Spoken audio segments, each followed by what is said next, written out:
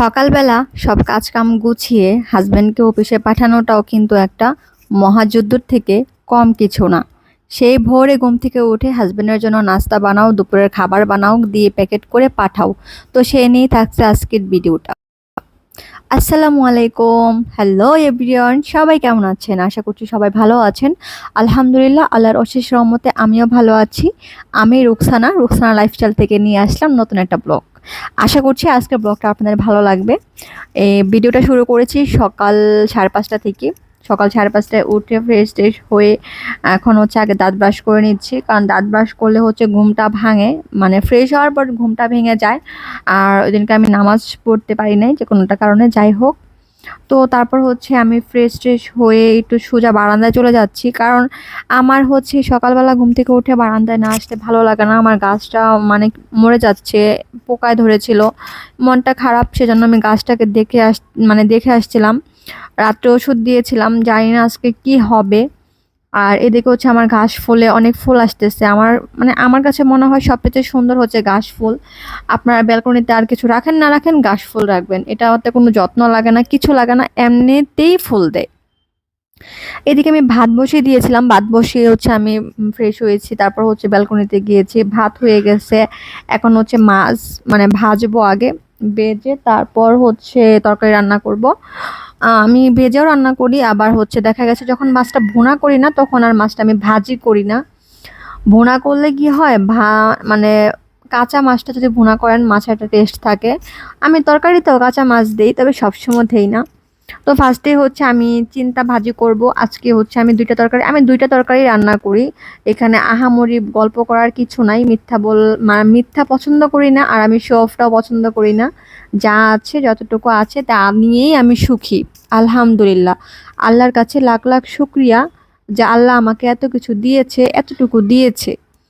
আমার থেকে যখন আমি নিচের দিকে তাকাই, আমার থেকে অনেক মানুষ আছে যারা একবেলা খাইতে পারে, আরেক বেলা খাইতে পারে না।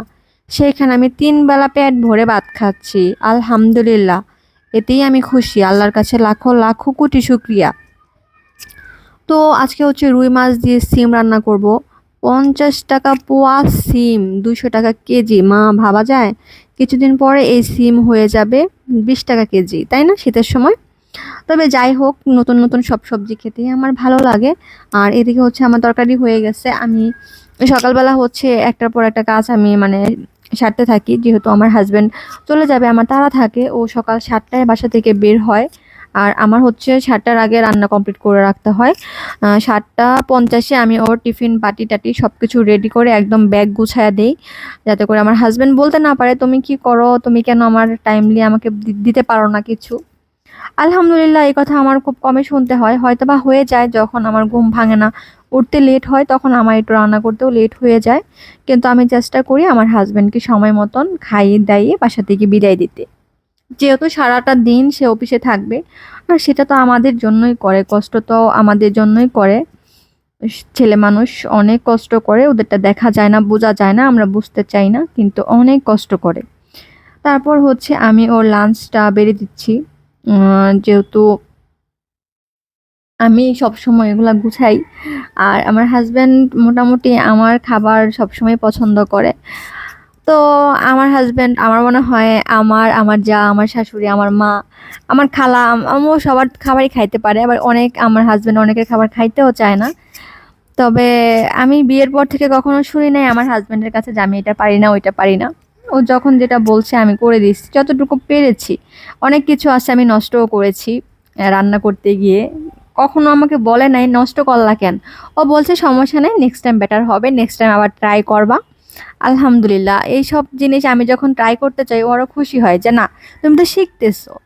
তবে এই জিনিসগুলো আমাকে অনেক ইন্সপায়ার করে। যাই হোক, এদিকে দেখেন আপনার সাথে গল্প করতে করতে কিন্তু আমার হাজব্যান্ডের খাবারটা আমি বেড়ে দিচ্ছি। আর আমি ভাত বাড়ার সময় নিচে একটা প্লেট দিয়ে নিই, কারণ অনেক গরম ভাত বাড়ি তো, যার জন্য হচ্ছে আমি হাত দিয়ে ধরে রাখতে পারি না। এই জন্য নিচে একটা প্লেট দিয়ে নিই, যাতে ভাত পড়লে ওই প্লেটে পড়ে, যেহেতু প্লেটটা পরিষ্কার, ওটাতে ভাত খাবো।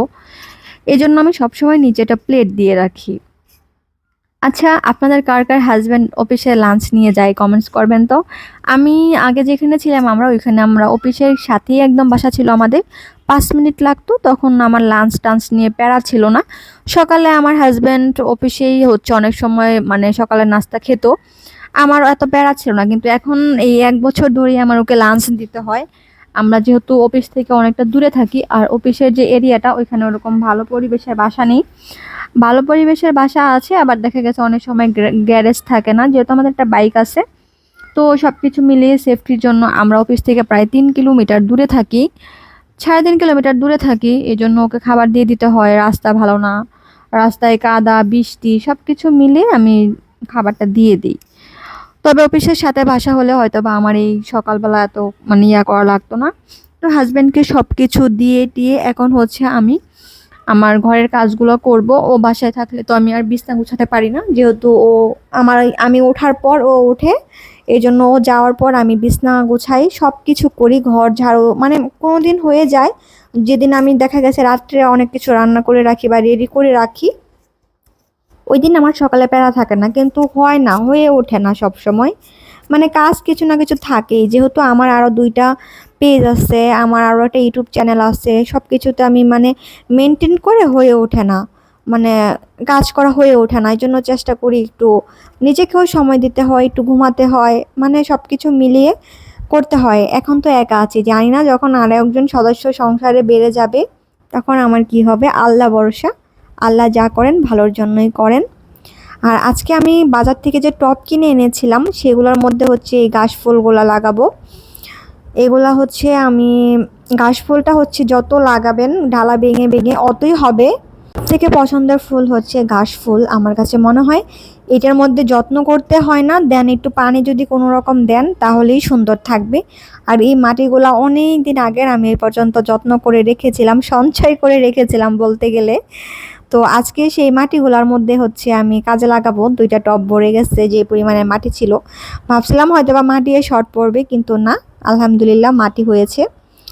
তো 2টা টবে আমি লাগাবো, আর কোনো গাছ আনবো না। আমার একটা গাছ একদম পোকায় ধরে একদম গাছটাকে মেরে ফেলছে। আমার এত পরিমাণে কষ্ট লাগছে, মাত্র 3 দিনে আমার গাছটা একদম শেষ হয়ে গেছে। আমি ফার্স্টে ভাবছি হালকা চলে যাবে, কিন্তু এইরকমভাবে যে আমার গাছটা একদমই শেষ হয়ে যাবে আমি কল্পনাও করি নাই। আমি ভিডিওর সাথেই থাকেন, আমি দেখাচ্ছি আমার গাছটার যে কী হাল হয়েছে। ফার্স্টে হচ্ছে আমি সুন্দর করে মাটি ভরে 2টার মধ্যে সমান সমান করে মাটি নিলাম, নিয়ে এখন গাছ লাগাবো। আপনারা কারা কারা ব্যালকনিতে গাছ লাগান কমেন্টস করবেন। আমার ভালো লাগে, আমার হাজব্যান্ড আরও বেশি পছন্দ করে এসব, কিন্তু আমার মাঝে মধ্যে প্যারা লাগে। বাড়িতে গেলে পানি না দিলে গাছ মরে যায়, তখন অনেক কষ্ট লাগে। তো এই তো দেখেন আমি কি সুন্দর করে লাগাচ্ছি। আমার কাছে সবচেয়ে পছন্দের এই গাছটা আর বেলি ফুল গাছ। তো আমার ব্যালকনিতে বেলি গাছ নাই, একদিন একটা বেলির চারা আনবো, এনে লাগাবো ইনশাল্লাহ। আমি চিন্তা করছি বেলি আর নয়নতারা লাগাবো, আর যা আছে সব কিছু আমি ফেলে দিব, কারণ পোকা হয়, এটা হয় ওইটা হয়, ওষুধ দিয়েছি তাও কোনো মানে কিছুই হচ্ছে না। কেন যে হচ্ছে না আল্লাহ পাকে জানে। আপনারা সবাই আমার গাছটার জন্য দোয়া করবেন যেন আমার গাছটা সুস্থ হয়ে যায় তাড়াতাড়ি। তো এইভাবে হচ্ছে আমি একে একে 2টা টবেই হচ্ছে চারাগুলো লাগাবো।